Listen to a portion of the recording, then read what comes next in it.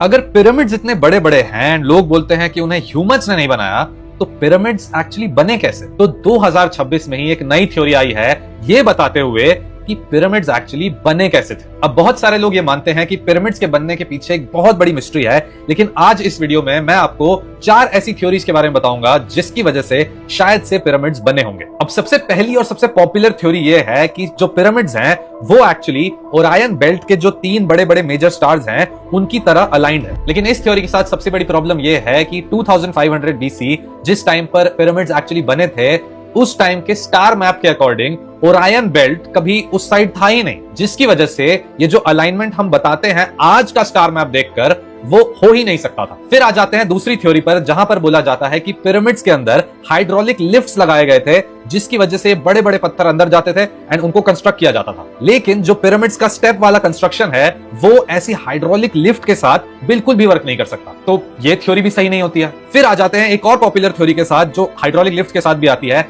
कि जो Nile river है उससे पानी को लगाया गया था अराउंड द पिरामिड्स एंड ये बड़े बड़े जो ब्लॉक्स हैं स्टोन के पहले नाइल से लाए जाते थे एंड वुडन लॉग्स को बिछाकर उनके थ्रू पिरामिड्स के कंस्ट्रक्शन साइट तक ले जाकर उनको रखा जाता था। अब जितना कॉम्प्लिकेटेड ये सुनने में है उससे कई ज्यादा कॉम्प्लिकेटेड ये बनाने में था एंड इसी वजह से आज भी रिसर्चर्स ये कहते हैं कि ये कंस्ट्रक्शंस पॉसिबल ही नहीं थी, क्योंकि इतना टाइम लगा के वो कंस्ट्रक्शन करते एंड फिर वो उससे बहुत ही कम टाइम में पिरामिड्स डायरेक्टली बना सकते थे। लेकिन अब जो मैं आपको ये थ्योरी बताने वाला हूं, इस थ्योरी से पहले आप मुझे फॉलो कर लीजिए, क्योंकि इस थ्योरी के और भी अपडेट्स आने वाले हैं और भी रिसर्चेस होने वाली हैं इस पे, तो वो सब जब भी आएंगी मैं आपको सबसे पहले बताऊंगा, तो उसके लिए मुझे फॉलो कर लीजिए। अब इस थ्योरी के अकॉर्डिंग जब पिरामिड्स बने थे तो उनके अराउंड रैंप्स बनाए गए थे जो ऊपर तक जाते थे एंड वो रैंप्स धीरे धीरे जब कंप्लीट होते गए तो ये रैंप खुद ही अपने आप को फिल करता गया एंड वो नीचे तक आ गया इन द पिरामिड्स, जिसकी वजह से आज तक कभी भी पिरामिड्स के अराउंड कोई रैंप्स का हमें पता भी नहीं लगा। And according to the researchers ये सबसे वायबल सोल्यूशन है पिरामिड्स के कंस्ट्रक्शन का,